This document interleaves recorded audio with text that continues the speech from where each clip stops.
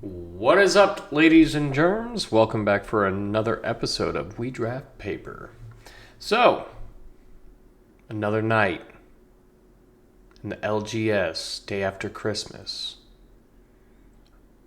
I am hoping that we can get up some inspirational, fun things to do during this draft. And we do. So there was two pods, so I think there was about 16 people drafted tonight, two pods of 8. And then I had a pod where there were some newer players in the pod, so I'm expecting like some wild things to kind of go on, and maybe some like, oh, probably shouldn't have passed those kinds of things, which happens, but it is part of the draft. You know, there was the person across from me, like furthest away from me. They they ended up opening Badger Mole Cub in Pack 2, and and they passed it, and it's just like we had things like that, and that same person and 4 other people or 3 other people to get to me passed me a bomb in my colors, you know. But a card you just usually probably shouldn't pass anyways. That being said, so there was a wild ride of like, wow, you know, this is my lane. This was an easy direction to go to, which is not always the case in this set. This set of Avatar can be very difficult to draft because a lot of different archetypes and colors pick up different cards to show that it's cutting off other cards. It's complex in that sense, which makes this set feel like you're being cut off more than you actually are. But that being said, let's get into the draft. And once again, I'm MTG Flux. If you guys like what we do here, please like, comment, subscribe. Hope you guys had a great holiday. And yeah, appreciate you guys. And let's check out the rest of the video. I'll catch you. All right, let's get into the draft here. So we open a very familiar friend, and it makes us have to make a decision, just like we did last week, and it is the Fire Nation drill. So, a little disappointment on my part. A, the card is great. Fantastic card. Really, really good.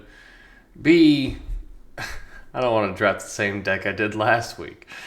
But I kind of waffle around, look through different options, different lanes I want to take, kind of see what can wheel.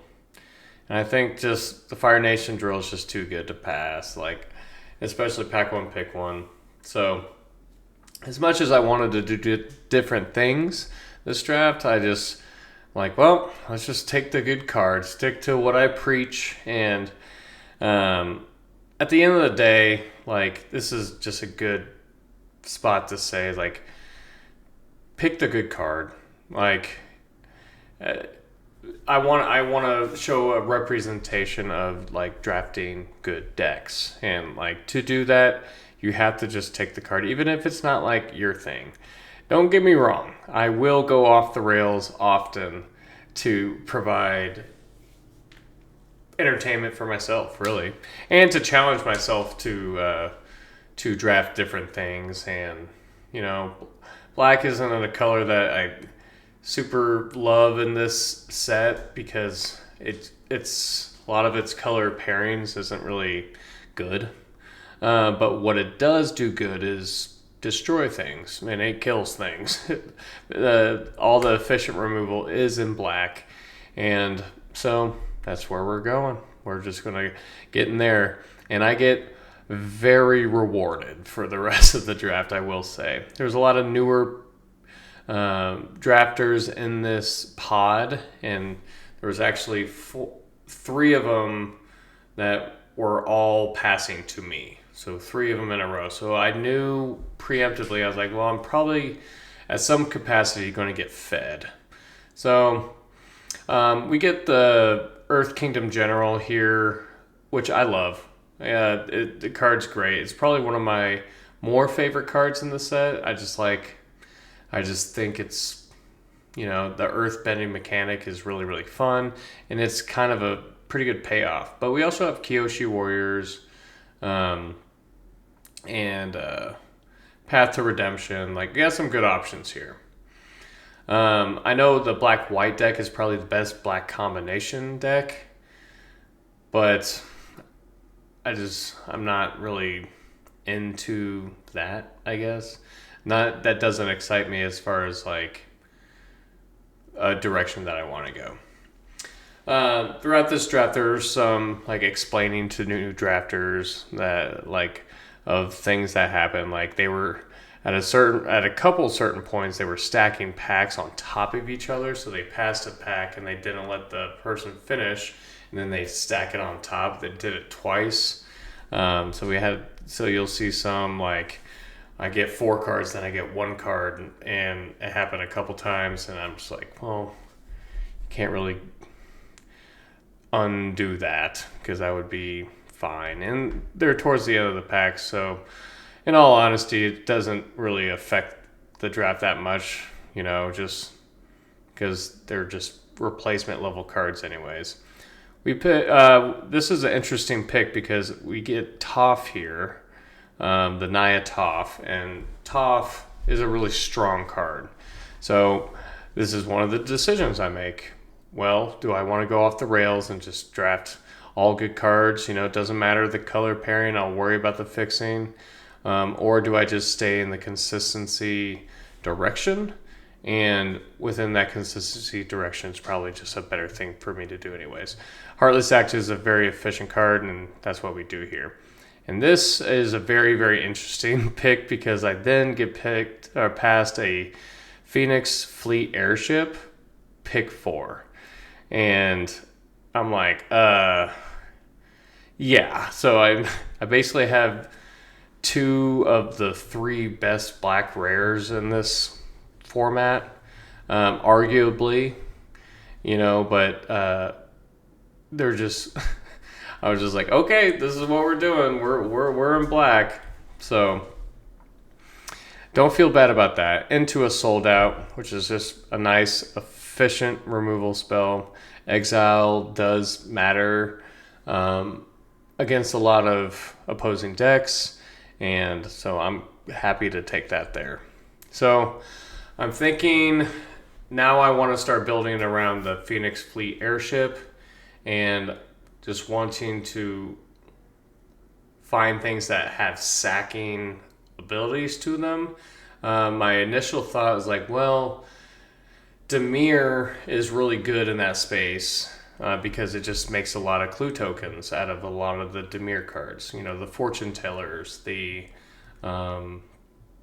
Hawks, the Messenger Hawks. They all make clue tokens, and those are easy access to just sacking a permanent. So then the Phoenix Fleet Airship can then multiply, because when you get 8 copies of the Phoenix Fleet Airship, then they all become artifact creatures, and 4 times 8 equals they're dead. So pretty cool. So I'm happy to stay in that space, but we'll Corrupt Court Officials, nice little pickup here, understanding that I'm going to want fodder as well, and little hand hate isn't a bad thing.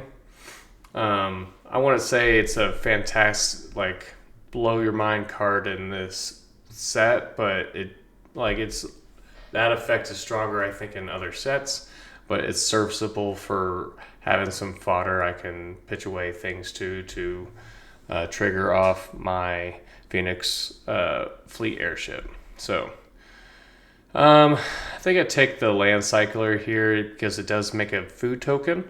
So I'm like, well, at the very least, I have something. This pack's kind of not great for me, but also definitely don't want to be Rakdos. But I also want to have outs to just make sure my Phoenix Fleet Airship works. So feeling really great about this. It's going as I expected with the other people in the pod. We had 16 people to play tonight, so we had 2 pods of 8, which is nice. That's where we want to be. Pods of 8 is a healthy. It's enough people for you to wheel cards, but it's also not that many people. It's not too less people to where you don't get much card selection. So I think 8 for that reason is the money spot. Peddlers is fine, just if I'm sacking things. I don't end up playing it, but it could serve a spot if I find myself getting cut off here and there. So this was an interesting pick because I'm considering green because I have the Earth Kingdom General. So like I have 2 playable cards, but I decided to take the Dimir land here just for outs if I open a nice blue card. I do think that it is. So notice that pack had 4 cards. This pack had 5 cards. So this is one of those spots where they were stacking picks. And then this pick I had 1 card. So I'm like, yeah, something happened here, guys.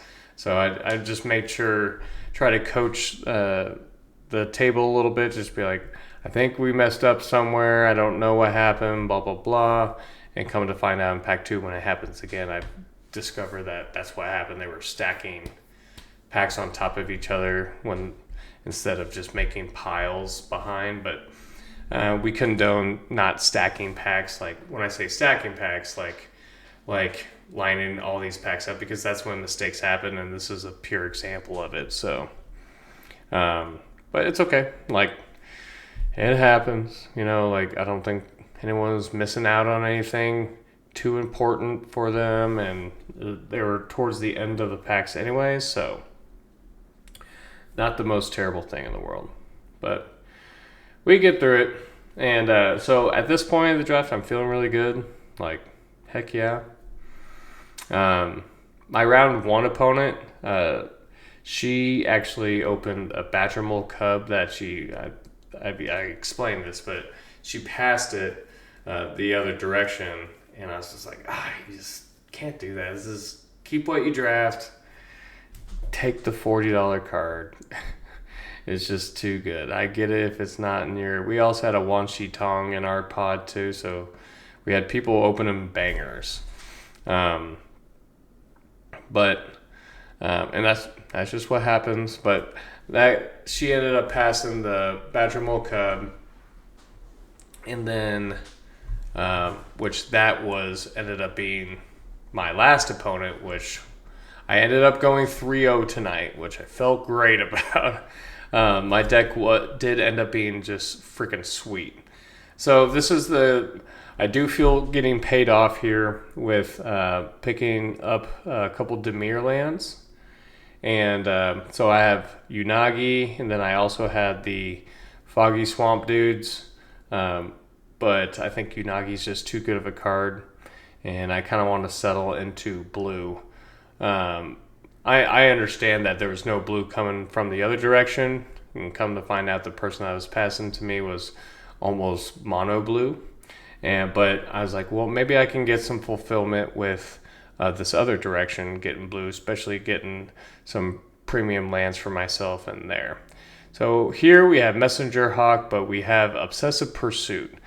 So earlier I said that I feel like I have 2 of the 3 best rares in the set. Obsessive Pursuit is almost up there. I would say now I feel like I have 3 of 4 of the best black rares in the set. So, and Obsessive Pursuit, gives me clue token engines. Every turn you lose a life, make a clue token every single turn. And then so this gives me an enabler to really, on top of this Judy that I'm looking at being a sack outlet too. But this is becoming a very nice and smooth sacrifice deck for value. So my Phoenix Fleet Airship is 110% online. This was an interesting pick as well here, because we have Messenger, Hawk, and Hama. Hama is just a strong card, just straight up better than Messenger Hawk, but Messenger Hawk is a better card for my deck. I think being able to create those clue tokens is super important. I waffled back and forth. I almost take the Hama here, but I think it's just not the right pick in this spot because Messenger Hawks just does what I want to do. I just want to be able to sacrifice permanents every turn and to be able to multiply my Phoenix Fleet Airship.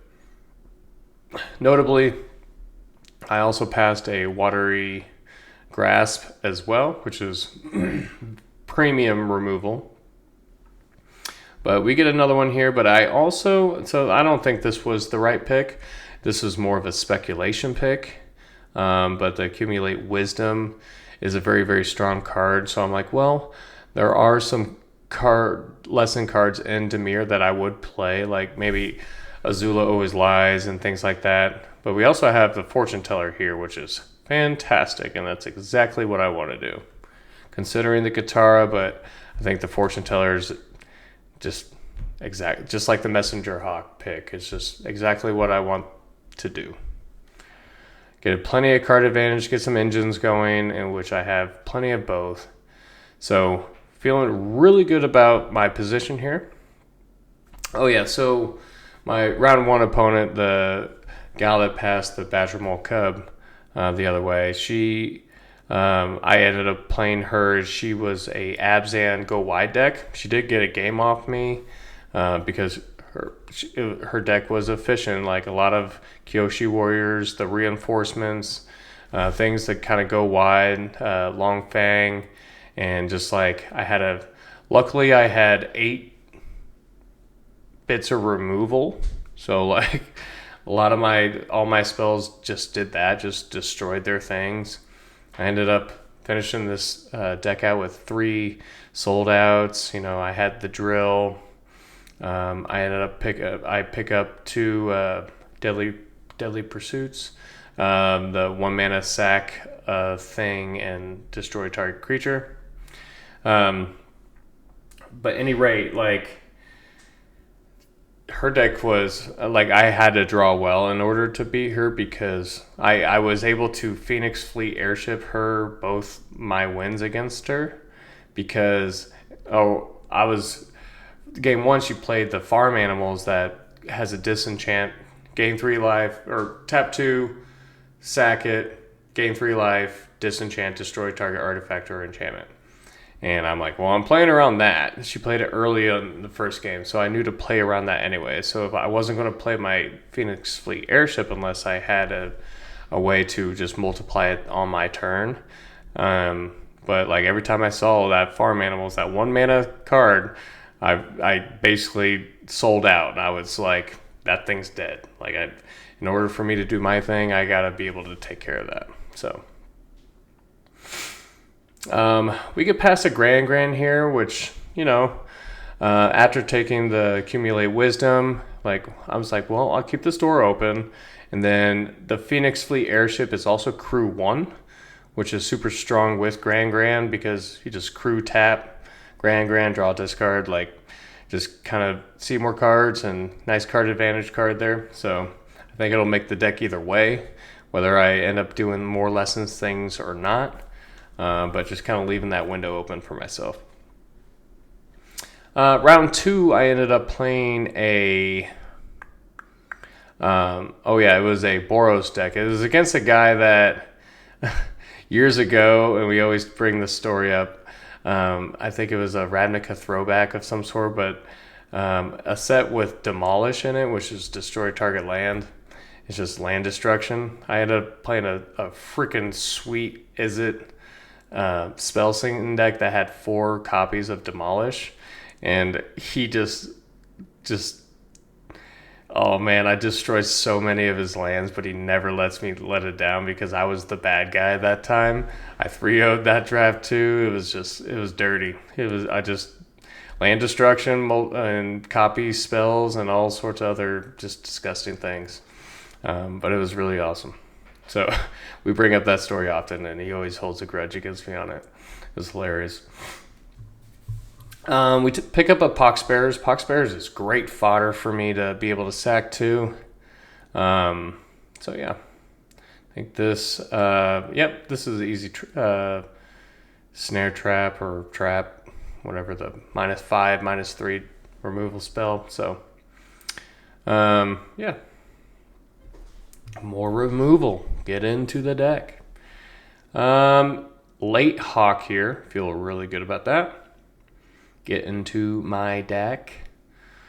And then, so my last match so he was playing Boros, and he had an aggressive start, but I was able, so the round one, I Phoenix Fleet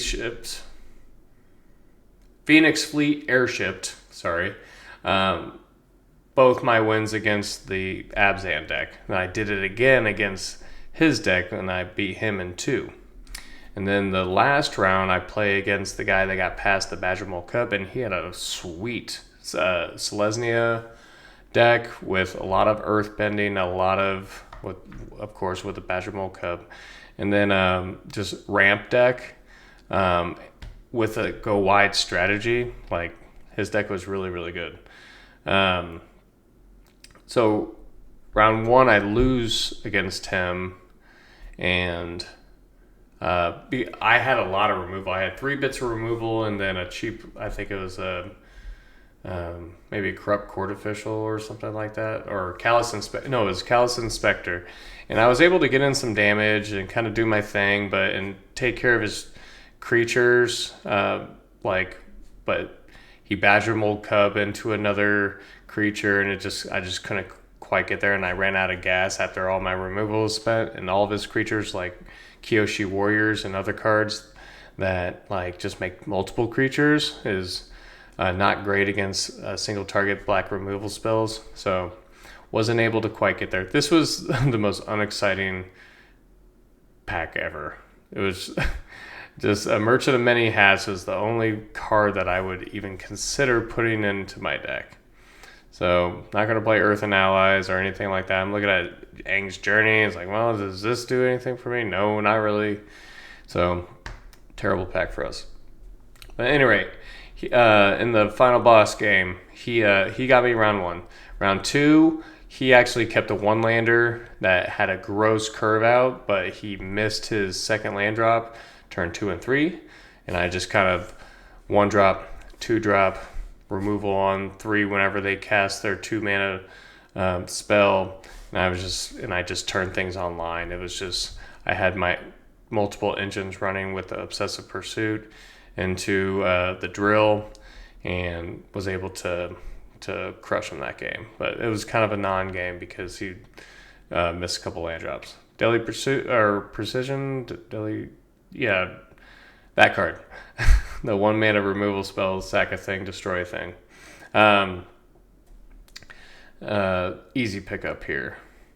But that being said, like, felt good going in 1-1. The third game was a really good game. It was a array of dealing with his threats. No one's really stumbling, but we're just keeping parity on card advantage and board presence. And I end up getting the drill. The drill was just good because it gets me ahead on both.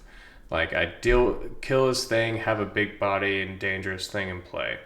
So he was kind of beating me at the beginning, but I turned and just, turned a corner with the drill. This pick is interesting. I think the right pick was the Fortune Teller, but I end up splashing for Aang. I think Aang's a strong enough card to be able to splash for. I think it was, at the end of the day, it was too ambitious to do it, but it worked out very fine, whenever I played. That was another card that kind of saved me in round 3 against the last game against the final boss guy. So Deadly Precision's really great here. Pox Bears as well, but I think Deadly Precision just does everything I want to. I have plenty of fodder. So More removal, thumbs up. So taking advantage of the black things that I can do.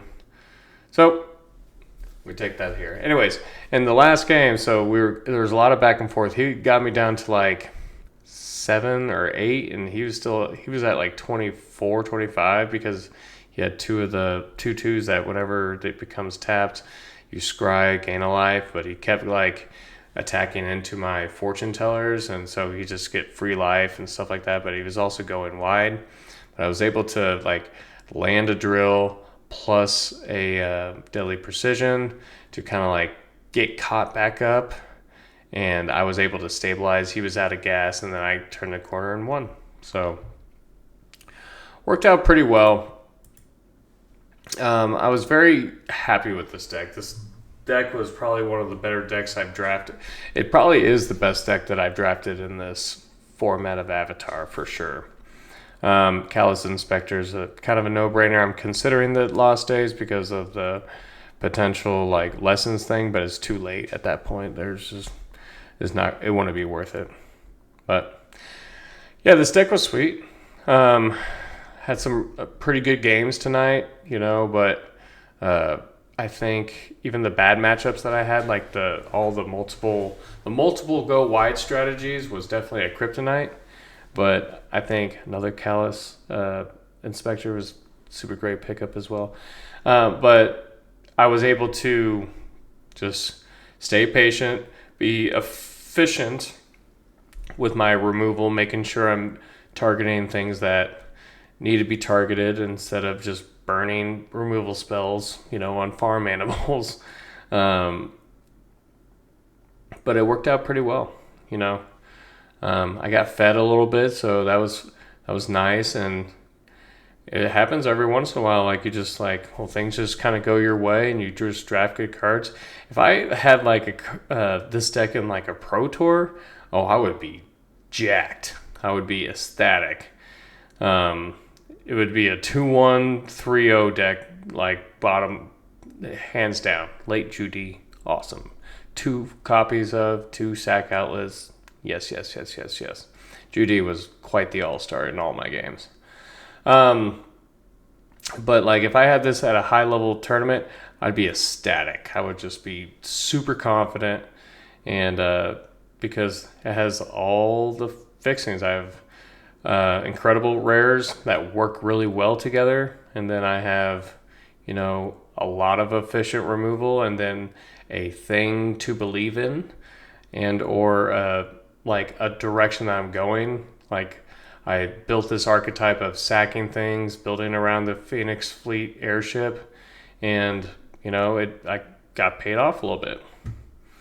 But this is the deck list that we had. Like I said, freaking sweet. This deck is all gas. But I appreciate you guys hanging out with us today. And if you guys like this series, please like, comment, subscribe. I appreciate you guys all for hanging out with me. And I hope you guys had a really nice holiday season. And we'll catch you guys in the next video. But until then, get out there and start drafting and enjoy yourself. Have a little fun. But I'll catch y'all later. Peace.